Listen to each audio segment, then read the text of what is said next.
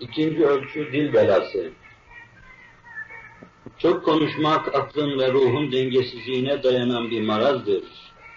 Makbul söz en kestirme yoldan ve muhatabın kafasını teşviş etmeden ona bir şey anlatan sözdür. Muhataba bir şeyler anlatabilmek için uzun boylu konuşmaya gerek yoktur.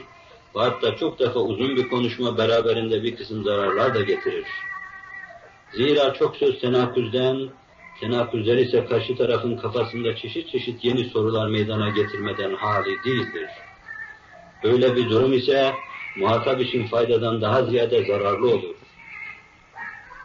Akıllı insan konuşmak yerine hem kendisi hem de başkaları için faydalı olabilecek şahısların konuşturulmasını temin eden insandır.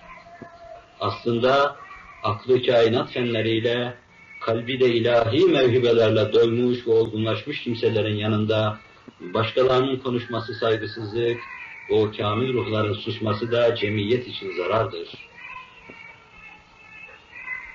Az söylemek, çok dinlemek bir fazilet ve ermişlik nişanesidir. Devamlı kendini dinlettirmek arzusu ise bir cinnet eseri olduğu iddia edilmese bile mutlak bir muvazenesizlik ve hayasızlık olduğunda şüphe yoktur. Söylenecek her söz bir meseleye halletmeye ve bir soruya cevap vermeye yönelik bulunmalıdır. Söylerken de sorana ve dinleyenlere bıkkınlık vermeden katiyen kaçınılmalıdır. İnsanın sükût durması gerektiği yerde sükût etmesi ve konuşması icap ettiği yerde konuşması normal ve tabiidir. Ne var ki daha istifadeli olabilecek kimselerin konuşmaları her zaman şayanı tercih bulunmalıdır. Böyle bir şey de her şeyden evvel bir edep işi ve sükût durmanın faziletini idrak etmeye bağlıdır.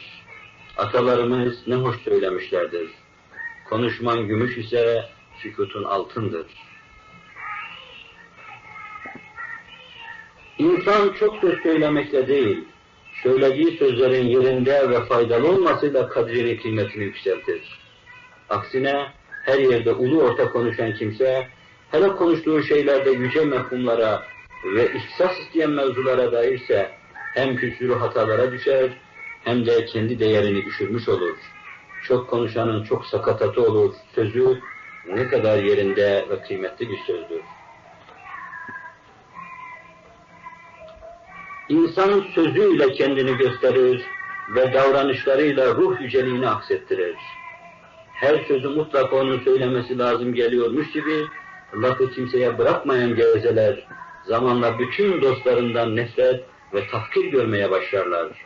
Böyle bir durum ise zaman zaman onların da söylemeye muvaffak olabilecekleri güzel sözlerin dinlenmemesine ve dolayısıyla da çok yüksek hakikatlerin bir geveze söylediği için tezyif edilmesine netice verir ki bu da o yüce hakikatlere karşı hürmetsizlik ve saygısızlığı ifade eder.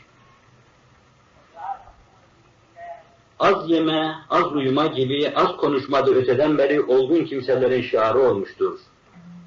Ruhi melekelerin gelişmesinde insana ilk tavsiye edilen şey lisanına hakim olup lüzumsuz ve münasebetsiz sözlerden sakınmasıdır. Zira her yerde ağzını açıp saçma sapan söz edenlerin kafa ve gönüllerinden daha büyük olan lisanları ihtimal ki onların daimi helaketlerine sebep olacaktır. Hem burada hem de ötelerde. Hele yapmadıkları şeyleri söyleyenlerin hali bütün acı ve onlar hesabına düşündürücüdür. Bu itibardadır ki en doğru sözünün beyanında dil ve akış arasını muhafaza etme, cennetlere uçmanın birinci vesilelerinden sayılmıştır.